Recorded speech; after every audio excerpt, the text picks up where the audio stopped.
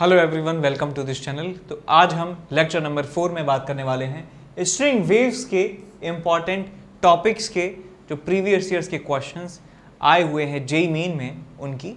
और यदि आप इस चैनल पर नए हैं तो आप इस चैनल को सब्सक्राइब ज़रूर कीजिए और इस वीडियो को लाइक किए बिना नहीं जाइएगा। ठीक है, आगे चलते हैं इस सीरीज़ में। पहला क्वेश्चन यहाँ पे आपको दी हुई है एक वेव की इक्वेशन और आपसे टेंशन इन द वायर पूछा गया है। टेंशन इन द वायर आपको कैलकुलेट करना है और आपको मास पर यूनिट लेंथ भी दिया हुआ है। तो हम ये जानते हैं कि स्पीड ऑफ वेव क्या होता है बेटा, coefficient of T divided by coefficient of x. तो यहाँ पे टाइम का जो कोएफिशिएंट है वो कितना है, 30 है, डिवाइडेड बाय एक्स का कोएफिशिएंट कितना है, 1 है। सारी जो यूनिट्स है वो ऐसा यूनिट्स में दी हुई है। क्वेश्चन में दिया है कि यहाँ पे x मीटर में है और टाइम सेकंड में है, तो ये टाइम सेकंड में और ये मीटर में है। तो ये आपको मिल जाएगा 30 मीटर पर सेकंड। ये स्पीड आ चुकी है वेव की। ठीक है, अब हम क्या करेंगे, हम जानते हैं फॉर्मूला स्पीड ऑफ वेव का, that is under root of T by mu. तो यहाँ से आप t निकाल सकते हैं, कितना आ जाएगा आपके पास, म्यू वी स्क्वायर। म्यू की वैल्यू कितनी है, 0.135 ग्राम पर सेंटीमीटर। तो ग्राम को किलोग्राम में बनाएंगे और सेंटीमीटर को मीटर में बनाएंगे। तो ये आपको मिल गया म्यू की वैल्यू ऐसा यूनिट्स में और स्पीड का स्क्वायर यानी कि 30 का स्क्वायर। इसको आप सॉल्व कर देंगे, आपका आंसर जो है आपको मिल जाएगा। इसके बाद हम चलते हैं क्वेश्चन नंबर 2 की तरफ। क्वेश्चन नंबर 2 में दिया है कि एक यूनिफॉर्म थिक रोप है जिसकी लेंथ 12 मीटर है और इसके नीचे इसका मास जो है 6 kg के बराबर है। तो कुछ इस तरीके का सेटअप आपको दिया हुआ है कि ये आपके पास एक सीलिंग है, यहाँ से एक 12 मीटर की रस्सी जो है उसको लगाया गया है 12 मीटर और इसका मास जो है बेटा कितना है, 6 kg के बराबर है। सबसे नीचे 2 kg का ब्लॉक भी लगाया हुआ है। अब क्वेश्चन क्या कहता है कि यदि इसके बॉटम पर एक वेव जनरेट करी जाती है तो उस वेव की जो वेवलेंथ है वो कितनी है। वेवलेंथ दे रखी है 6 सेंटीमीटर के बराबर की एक पल्स जनरेट करी जाती है। पल्स की वेवलेंथ 6 सेंटीमीटर है। तो जब ये वेव ऊपर तक पहुंच जाएगी तो आपको बताना है इसकी वेवलेंथ लैम्डा डैश कितनी होने वाली है। तो हम यहाँ पे लिखेंगे कि क्योंकि सोर्स जिसने वेव को जनरेट किया है वो एक ही है पूरी इस घटना के दौरान, तो फ्रीक्वेंसी में कोई भी चेंज नहीं आने वाला है। स्पीड और वेवलेंथ आपस में चेंज होने वाली है। तो यहाँ पे हम लिख सकते हैं that v is equal to F lambda for the wave. So v जो है वो प्रोपोर्शनल होने वाला है लैम्डा के। v is going to be proportional to lambda. और यहाँ पे हम जानते हैं कि रस्सी सेम है और स्पीड टेंशन के अंडर रूट के प्रोपोर्शनल होती है। तो यहाँ पे लिख सकते हैं lambda is going to proportional to under root of tension. तो यहाँ पे आपको मिल जाता है lambda upon under root of T is equal to lambda dash divided by under root of T dash. T dash का मतलब है इस पॉइंट पर टेंशन कितनी है और टी का मतलब है इस पॉइंट पर टेंशन कितनी है। लॉज ऑफ मोशन आप सीख चुके हैं, तो यहाँ पे टेंशन आप फटाफट निकाल सकते हैं, कितनी होगी, 20 न्यूटन के बराबर। और यहाँ पे जो टेंशन है वो क्या होगा कि इस पूरे पार्ट का भार जो है कितना होगा, 6 + 2 8 kg का जो वेट है 80 न्यूटन। तो यहाँ पे आप लिखेंगे 6 centimetre divided by under root of 80 is equal to lambda dash divided by under root of 20। तो इस वैल्यू को आप कैलकुलेट कर लेंगे, आपका आंसर जो है आपको मिल जाएगा। इसके बाद हम चलते हैं क्वेश्चन नंबर 3 की तरफ। क्वेश्चन नंबर 3 में दिया है कि एक वायर है, वायर की डेंसिटी दी हुई है और उसको स्ट्रेच किया गया है। उसको स्ट्रेच किया गया है क्लैंप से उसको स्ट्रेच कर दिया। उसकी लेंथ जो है रस्सी की 1 मीटर के बराबर है। डेंसिटी आपको दे रखा है और आपको स्ट्रेन बताया हुआ है डेल्टा L/L। और आपको बताना क्या है, आपको फ्रीक्वेंसी, लोएस्ट फ्रीक्वेंसी आपको बतानी है कितनी होगी और आपको यंग्स मॉडुलस भी दिया है। तो लोएस्ट फ्रीक्वेंसी का मतलब है कि आपसे फंडामेंटल फ्रीक्वेंसी कैलकुलेट करवाने की बात की जा रही है। तो जब रस्सी दोनों तरफ से बंधी होती है तो हम फॉर्मूला जानते हैं फंडामेंटल फ्रीक्वेंसी का, कितना होता है, 1/2L under root of T by mu. Under root of T by mu ये फॉर्मूला हम जानते हैं। और हमने ये फॉर्मूला भी पढ़ा था कि स्पीड ऑफ वेव जो है रस्सी के ऊपर, उसका फॉर्मूला और भी होता है √T/ρ इंटू ए के बराबर भी होता है, जानते हैं। तो भाई आप ये देखिए कि यंग्स मॉडुलस की डेफिनेशन क्या होती है। यंग्स मॉडुलस की डेफिनेशन होती है force upon area divided by delta L/L। Force का मतलब कि जिस फोर्स से इस रस्सी को खींचा जा रहा है उस फोर्स की बात हो रही है। तो यहाँ से फोर्स अपॉन एरिया की वैल्यू आप निकाल सकते हैं, कितनी आएगी, y डेल्टा L/L। तो y डेल्टा L की वैल्यू आप यहाँ पे पुट कर देंगे तो आपको फंडामेंटल फ्रीक्वेंसी मिल जाएगी F0 = 1/2L। F upon A आपको पता चल गया y डेल्टा L/L के बराबर है और नीचे रो आ जाएगा। अब देखिए सारी वैल्यूज आपको पता है, आपको लेंथ पता है, आपको y पता है यंग्स मॉडुलस, आपको स्ट्रेन पता है, आपको डेंसिटी पता है, सारी वैल्यूज आप यहाँ पे पुट कर देंगे, आपको आंसर यहाँ पे मिल जाएगा। इसके बाद हम चलते हैं नेक्स्ट क्वेश्चन नंबर 4 की तरफ। इसमें दिया है कि एक वायर की लेंथ L है, मास पर यूनिट लेंथ इतना है, मास पर यूनिट लेंथ म्यू दिया है, उसको टेंशन में रखा गया है और जो फ्रीक्वेंसीज आपको मिलती हैं कंसेक्यूटिव वो 420 हर्ट्ज और 490 हर्ट्ज की मिलती हैं। आपको लेंथ बतानी है कितनी होगी। तो मैंने माना कि जब पहला कोई मोड होगा उसमें मैंने मान लिया n ऐसे लूप्स बन रहे होंगे, किसी मोड में n लूप्स बन रहे होंगे, n लूप्स बन रहे होंगे, और मैंने माना कि उससे अगले वाले मोड में n+1 लूप बन रहे होंगे, उससे अगले वाले मोड में मैंने मान लिया कि n+1 लूप्स बन रहे होंगे। ठीक है, तो n लूप्स की वजह से फ्रीक्वेंसी कितनी आएगी ये कैलकुलेट करते हैं। तो देखिए एक लूप में 2 नोड हैं यहाँ पे, तो 2 नोड के बीच का जो सेपरेशन है वो कितना है, λ/2। तो यहाँ से आप लिख सकते हैं n times λ/2 is equal to total length of the string. और यहाँ आप क्या लिख सकते हैं, n+1 into λ/2 is equal to L।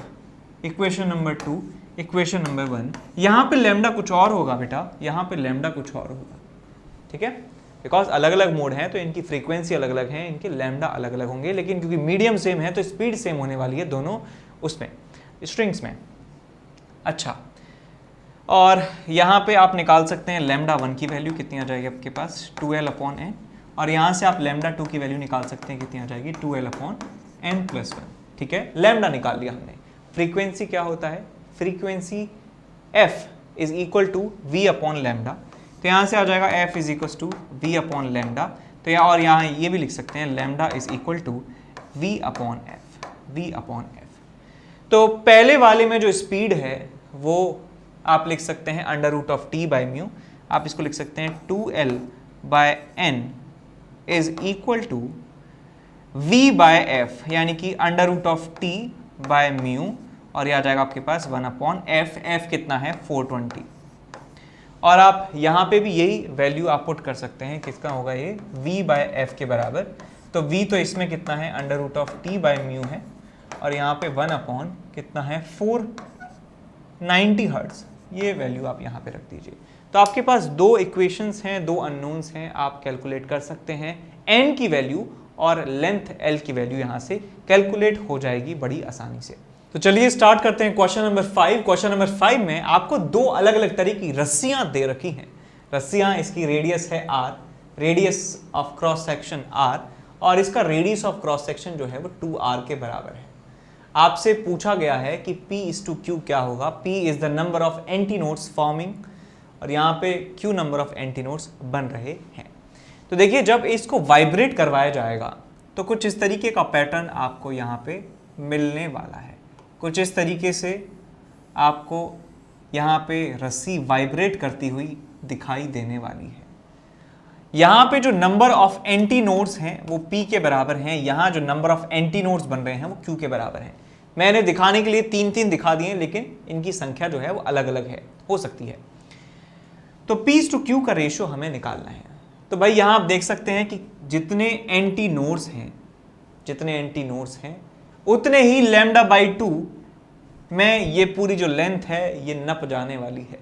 यानी कि ये जो लेंथ है इस L को हम लिख सकते हैं P times lambda by 2। Lambda मैंने मान लिया इसका जो वेवलेंथ है लैम्डा 1 ले लेते हैं इसको, lambda 1 by 2 into P is equal to L, equation number 1।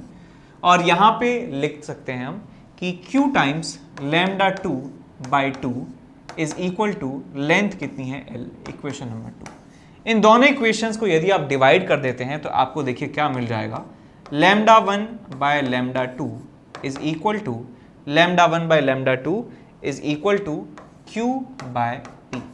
ये आपको मिल जाएगा, ठीक बात है, ये रिजल्ट आपको मिल गया। अच्छा ठीक है, अब क्वेश्चन में हम ये देख सकते हैं कि दोनों रस्सियां एक साथ बंधी हैं तो इस पूरी रस्सी में टेंशन एक समान होना चाहिए। दूसरी बात कि जो फ्रीक्वेंसी है, क्योंकि सोर्स एक ही रहा है तो फ्रीक्वेंसी भी एक समान है दोनों में, तो हम ये लिख सकते हैं कि जो यहाँ पे फ्रीक्वेंसी होने वाली है, फ्रीक्वेंसी वो क्या होती है आपके पास formula F is equal to V upon lambda. तो लैम्डा को लिख सकता हूँ मैं V upon F and we can say lambda is proportional to V। V proportional होता है under root of T by mu के। टेंशन सब में समान है तो यहाँ पे हम T को हटा भी सकते हैं, इसको लिख सकते हैं under root of 1 by mu, और म्यू को लिखा जा सकता है rho into area, rho into cross section area इसको लिखा जा सकता है। मटीरियल सेम है तो रो सबके लिए सेम होगा, तो इस लैम्डा को प्रोपोर्शनल लिखा जा सकता है 1 अपॉन एरिया के, 1 अपॉन एस का अंडर रूट। जो एरिया है वो प्रोपोर्शनल होगा रेडियस के स्क्वायर के, तो हम यहाँ पे लिख सकते हैं इस proportional to 1 upon R. So lambda is proportional to 1 upon R, तो यहाँ पे हम लिख सकते हैं कि lambda 1 by lambda 2 is equal to R2 by R1। और लैम्डा 1 बाय लैम्डा 2 किसके बराबर है, Q अपॉन P के बराबर है, तो यहाँ पे लिख सकते हैं Q upon P is equal to R2 by R1। और यहाँ पे P अपॉन Q लिखा जा सकता है, P अपॉन Q निकाल लेंगे अब तो यार, R1 बाय R2 यानी कि 1 अपॉन 2 इसको लिखा जा सकता है। सो 1 upon 2 will be your answer. ठीक, इसके बाद आगे चलते हैं क्वेश्चन नंबर 6 की तरफ। क्वेश्चन नंबर 6 में दिया है कि एक यूनिफॉर्म रस्सी है, 20 मीटर उसकी लेंथ है, और आपको टाइम निकालना है कि एक पल्स नीचे से ऊपर पहुंचने में कितना समय लगाने वाली है। तो एक रस्सी है जिसका मास दिया है 20 मीटर की रस्सी है, मास नहीं दिया है, अच्छा, यूनिफॉर्म रस्सी है, नीचे से एक पल्स जनरेट की जाती है। तो आपसे पूछा गया है कि कितनी देर में t = 0 पे यदि ये पल्स यहाँ है तो t = कैपिटल T जब हो जाएगा, पल्स यहाँ पहुँच जाएगी, तो ये कैपिटल T की वैल्यू आपको कैलकुलेट करनी है, कितना समय लगेगा। तो मैं एक जनरल पॉइंट पर t is equal to small t पर मान लेता हूँ कि ये पल्स यहाँ पहुँची होगी, पल्स यहाँ कहीं पहुँची होगी, और यहाँ पर इसकी जो स्पीड है मैं मान लेता हूँ v के बराबर रही होगी, और इस v की वैल्यू को हम लिख सकते हैं कितनी रही होगी, under root of t by mu के बराबर। t बाय म्यू के बराबर इसकी स्पीड यहाँ पर रही होगी किसी जनरल इंस्टेंट पर। अच्छा, इस पॉइंट पर टेंशन की बात करूं तो इस पॉइंट पर अभी जो भार है इससे नीचे वाले पार्ट का है, और मैं मान लेता हूं कि यदि ये x के बराबर है तो इस वाले पार्ट का जो वेट है वही टेंशन के बराबर होगा। तो मैं लिख सकता हूं यहाँ से m/L into x divided by mu का under root, it is the speed at here. ये मास अपॉन लेंथ, ये भी मास अपॉन लेंथ है, ये भी मास अपॉन लेंथ है, सो मास अपॉन लेंथ से मास अपॉन लेंथ हट जाएगा, ये यहाँ पे g हो रहेगा। तो यहाँ से आपको स्पीड मिल जाती है v is equal to that is dx by dt, लिख सकते हैं इसको, is equal to under root of xg, इसको यहाँ पे लिखा जा सकता है। अब आप यहाँ पे x की टर्म्स को एक साथ लिख दीजिए, dx upon under root of x is equal to under root of g dt, और लिमिट लगा दीजिए 0 से कैपिटल T, और यहाँ पे लगा दीजिए x इज इक्वल टू 0 से x is equal to L तक। इसको इंटीग्रेशन को सॉल्व कर लेंगे, आपको आंसर जो है मिल जाएगा। ठीक है, और इसका फॉर्मूला जो है आप याद भी रख सकते हैं इसके रिजल्ट को। आगे चलते हैं क्वेश्चन नंबर 7 की तरफ। क्वेश्चन नंबर 7 में दिया है कि इक्वेशन वेव की है इस तरीके से, y is equal to 10⁻³ sine of 50t plus 2x। तो बेटा यहाँ देखो, हम स्पीड ऑफ वेव बड़ी आसानी से निकाल सकते हैं और ये भी बता सकते हैं कि ये कहाँ जा रही है। तो क्योंकि इन दोनों के बीच का साइन जो है पॉजिटिव है, इसका मतलब नेगेटिव x एक्सिस की तरफ ये वेव जा रही है। इस बात में तो कोई दौरा होना ही नहीं चाहिए कि वेव का डायरेक्शन ऑफ मोशन किस तरफ है। अच्छा, दूसरी बात कि यदि इसकी स्पीड निकालना चाहते हैं तो स्पीड ऑफ वेव क्या होता है, coefficient of T divided by coefficient of x that is 2, तो आ जाएगा आपके पास 25 मीटर पर सेकेंड। तो 25 मीटर पर सेकेंड से ये जा रही है नेगेटिव एक्स एक्सिस की तरफ, तो ए ऑप्शन इसका सही आ जाएगा। नेगेटिव एक्स एक्सिस की तरफ जा रही है 25 मीटर पर सेकेंड से। नेक्स्ट क्वेश्चन नंबर 8 की तरफ बढ़ते हैं। क्वेश्चन में दिया है ये वैल्यू, ये इक्वेशन दी हुई है और आपको रिलेशन दिया है कि wave velocity is twice the maximum particle velocity. तो वेव की जो वेलोसिटी है V wave is equals to 2 times particle की मैक्सिमम वेलोसिटी। पार्टिकल की मैक्सिमम वेलोसिटी आपको लिखाई गई है ए ओमेगा के बराबर होती है, तो यहाँ पे 2a ओमेगा आप लिख सकते हैं। यहाँ पे जो है वेव की वेलोसिटी होती है ओमेगा बाय के के बराबर, ओमेगा बाय के के बराबर होती है, या इसको लैम्डा बाई टी के बराबर भी लिखा जा सकता है, lambda by T, lambda by T, ठीक है। और टी को क्या लिख दीजिए, 2 पाई बाय ओमेगा लिख दीजिए, तो आ जाएगा lambda upon 2 pi by omega is equal to 2 times A into omega. Omega से ओमेगा चला जाएगा तो आपको यहाँ से मिल जाता है lambda is equal to 4 pi A. 4 pi A इसे लिखा जा सकता है, सारी वैल्यूज डाल देंगे, ये एम्पलीट्यूड जो है ये आप यहाँ पुट कर देंगे, 4 पाई से मल्टीप्लाई कर देंगे, आंसर आपको मिल जाएगा लैम्डा का, ठीक है। इसके बाद क्वेश्चन नंबर 9 की तरफ चलते हैं। क्वेश्चन नंबर 9 में दिया है कि सोनोमीटर वायर है, लेंथ है 1.5 मीटर और स्टील का बना हुआ है और उसकी इलास्टिसिटी दी गई है आपको 2.2 इंटू 10⁻11 न्यूटन पर मीटर स्क्वायर, यानी ये यंग्स मॉडुलस है। ये क्या है बेटा, इलास्टिसिटी का मॉडुलस यानी यंग्स मॉडुलस है। इसकी डेंसिटी कितनी है, डेंसिटी इतनी है। आपको फंडामेंटल फ्रीक्वेंसी पता करनी है कितनी होगी, तो फंडामेंटल फ्रीक्वेंसी का फॉर्मूला आपको याद होना चाहिए, F0 is equal to 1/2L under root of T by mu, और म्यू को डेंसिटी इनटू एरिया लिखा जा सकता है, और फोर्स अपॉन एरिया को क्या लिख सकते हैं अपन, y इंटू लॉन्गिट्यूडनल स्ट्रेन लिखा जा सकता है। सो 1/2L T अपॉन एस को लिख रहा हूं मैं y into delta L by L divided by rho. आपको डेल्टा एल बाय एल दिया हुआ है, delta L by L into 100 दिया है, बेसिकली आपको कितना है 1% है, तो यहां से आप डेल्टा एल बाय एल निकाल लेंगे 10⁻⁻²। डेल्टा एल बाय एल पता है, यंग्स मॉडुलस पता है, डेंसिटी पता है, लेंथ पता है, तो यहां से फ्रीक्वेंसी आप निकाल सकते हैं। सारी यूनिट्स को आप एसआई यूनिट्स में कन्वर्ट करना ना भूलें। इस क्वेश्चन में तो दिया ही हुआ है, सब कुछ सही दिया है, लेकिन कुछ गड़बड़ भी हो सकती है ना, तो इसलिए आप डबल चेक करें कि हमने यूनिट्स को सही कन्वर्ट किया है या नहीं। उसके बाद चलते हैं क्वेश्चन नंबर 10 की तरफ। इसमें दिया है कि 3 हार्मोनिक वेव्स हैं और उनके फेज एंगल हैं 0, π/4, -π/4 और उनकी इंटेंसिटी है I0। 3 वेव्स हैं, तो आपसे पूछा गया है कि रिजल्टेंट इंटेंसिटी कितनी होने वाली है। तो रिजल्टेंट इंटेंसिटी निकालने के लिए हम पहले निकालने वाले हैं रिजल्टेंट एम्पलीट्यूड, क्योंकि हम जानते हैं कि यदि वेव इंटरफियर करती हैं तो उनके रिजल्टेंट एम्पलीट्यूड निकालने का तरीका जो है वेक्टर एडिशन जैसा होता है। तो आप 3 वेव बनाइए जिनके एम्पलीट्यूड्स बराबर हैं, because intensity is proportional to amplitude square होता है ना, तो इंटेंसिटी बराबर है तो एम्पलीट्यूड भी बराबर है। तो हम 3 जो हैं एम्पलीट्यूड्स ड्रॉ करने वाले हैं। एक का फेज 0 है, एक का फेज π/4 है, एक का फेज -π/4 है। तो एक ड्रॉ करूंगा मैं 0 एंगल बनाते हुए a लेंथ का वेक्टर, एक बनाऊंगा मैं a लेंथ का वेक्टर जो π/4 एंगल बना रहा है हॉरिजॉन्टल से, कुछ इस तरीके से, ये 45 डिग्री, और एक मैं बनाऊंगा a लेंथ का वेक्टर जो 45 डिग्री बना रहा है माइनस में 45 डिग्री। अब ये और 45 ये दोनों 90 डिग्री बना रहे हैं, ये दोनों 90 डिग्री बना रहे हैं, तो इन दोनों का जो रिजल्टेंट है वो यहाँ पे होने वाला है a√2। सो a√2 और a जो है डायरेक्टली आप ऐड कर सकते हैं। तो सिंपली वेक्टर का एडिशन मैं करता जा रहा हूँ, a resultant will be equal to a plus a√2 आपको यहाँ पे मिलने वाला है, a प्लस a√2, और इंटेंसिटी होती है एम्पलीट्यूड का स्क्वायर। तो यदि इंटेंसिटी I0 है तो एम्पलीट्यूड कितना है a0, और इंटेंसिटी यदि I रिजल्टेंट है तो एम्पलीट्यूड कितना है हमारे पास a0 1 प्लस √2। अच्छा, स्क्वायर होना चाहिए, स्क्वायर होना चाहिए। इसको आप क्या कर दीजिए, बराबर कर दीजिए, और यहाँ से I रिजल्टेंट की वैल्यू आपको मिल जाएगी, ठीक है। √2 को 1.4 ले लेना, आपको रिजल्ट मिल जाएगा 5.8 I0 के बराबर। इसके बाद चलते हैं क्वेश्चन नंबर 10 की तरफ। इसमें दिया है कि इक्वेशन वेव की है ये, लीनियर मास डेंसिटी या मास पर यूनिट लेंथ आपको दे रखा है ग्राम पर मीटर में, आपको बताना है टेंशन कितनी होगी। टेंशन कितनी होगी, तो टेंशन हम जानते हैं, tension T is equal to, आप लिख सकते हैं इसको v square into mu, mu V square लिख सकते हैं। कैसे कि v क्या होता है under root of T by mu, तो इसका होल स्क्वायर कर देंगे दोनों तरफ, तो टेंशन मिल जाएगा आपको म्यू वी स्क्वायर के बराबर। तो यहाँ से स्पीड निकालने का तरीका है कि आप यहाँ से coefficient of T divided by coefficient of x से आप स्पीड निकाल सकते हैं।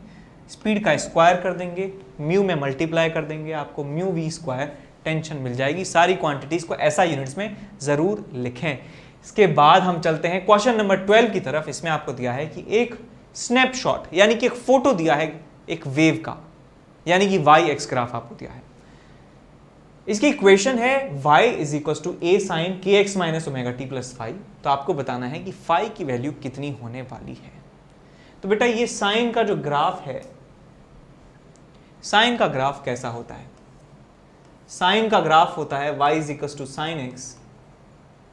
ये ग्राफ होता है इस तरीके से 0 पाई 2 पाई। अब बेटा इस ग्राफ को मैं किधर और कितना शिफ्ट करूं जिससे ये ग्राफ आपको मिले, क्योंकि साइन का ग्राफ क्यों बनाया मैंने, बिकॉज ये साइनोसॉइडल वेव है, तो एक साइन का फंक्शन है।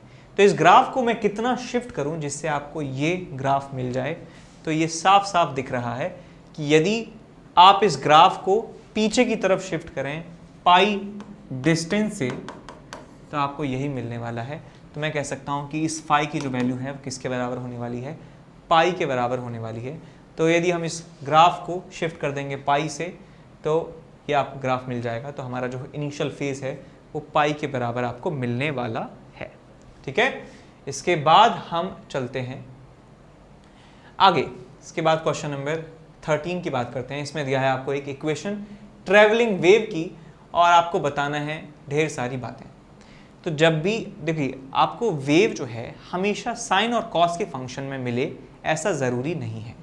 आपको जो इम्पॉर्टेंट बात ये याद रखनी है कि वेव जो है वो एक डिस्टर्बेंस है, और डिस्टर्बेंस का शेप कुछ भी हो सकता है। इम्पॉर्टेंट बात हमारे लिए ये है कि उसके अंदर x plus minus we T type का फंक्शन होना चाहिए। तो अंदर इसके x और t आ रहे हैं, हमारे लिए ये बहुत है। तो आप इसको कैसे भी करके x plus minus we T की फॉर्म में इसको कन्वर्ट करेंगे। तो क्या करें इसमें साहब, इसको आप ऐसे लिख लीजिए e raise to the power minus under root of a x plus under root of B T का स्क्वायर। ऐसे आप इसको लिख सकते हैं। अब मैंने कैसे लिख दिया एकदम बिना देखे, मैं प्रैक्टिस कर चुका हूँ इसकी। तो आप थोड़ा बहुत इधर उधर मैनिपुलेशन करें, थोड़ा बहुत सोचें, बड़ी आसान भी है कि ऐसा आप इसको लिख सकते हैं। तो under root of A X plus under root B T का स्क्वायर आप इसे लिख सकते हैं। यहाँ पे x और t के बीच में जो है प्लस का साइन है, इसका मतलब माइनस x डायरेक्शन में जो है ये वेव मूव कर रही है। और यदि हम इसकी स्पीड की बात करें तो स्पीड आप लिख सकते हैं coefficient of time t। Coefficient कितना है t का under root b divided by coefficient of x यानी कि अंडर रूट a। तो under root b by a आपको मिल जाएगी स्पीड ऑफ वेव। ठीक है, तो चलिए मिलते हैं नेक्स्ट लेक्चर में। और यदि आप यहाँ तक देख पा रहे हैं इस वीडियो को तो congratulation and big thumbs up to you कि आप बहुत अच्छा काम कर रहे हैं। ठीक है, तो चलिए मिलते हैं नेक्स्ट क्लास में। Bye bye, take care. Hello बच्चों, जो 11th से 12th मूविंग स्टूडेंट्स हैं और जो इस साल IIT JEE एडवांस क्रैक करना चाहते हैं बच्चों, उनके लिए बहुत ही बेहतरीन बैच स्टार्ट होने वाला है अनअकैडमी पे, इवॉल्व बैच, जो कि 7 अप्रैल से स्टार्ट हो रहा है। यानी कि JEE 2022 में जिनको अपना एग्ज़ाम देना है उनके लिए बैच है। ठीक है बच्चों, और इस बैच में पढ़ाने वाली जो टीम है वो कोटा की टॉप फैकल्टीज़ की टीम है। ठीक है ना, सभी टीचर्स कोटा की टॉप फैकल्टी हैं और इस साल यानी कि इस करंट ईयर में इस टीम ने बेस्ट रिजल्ट दिए हैं और ये अनअकैडमी की नंबर 1 टीम है बच्चों। तो मैं आपको यही कहूँगा कि ये बैच आपके लिए बहुत ही बेनिफिशियल है, और जब भी आप इसको सब्सक्राइब करोगे तो NKC सर लाइव करके कोड डालना मत भूलिएगा, उससे आपको 10% का डिस्काउंट मिलेगा। ठीक है बच्चों, जल्दी से जल्दी इस बैच को ज्वाइन कर लीजिए, ये आपके लिए बहुत ही बेनिफिशियल प्रूव होगा।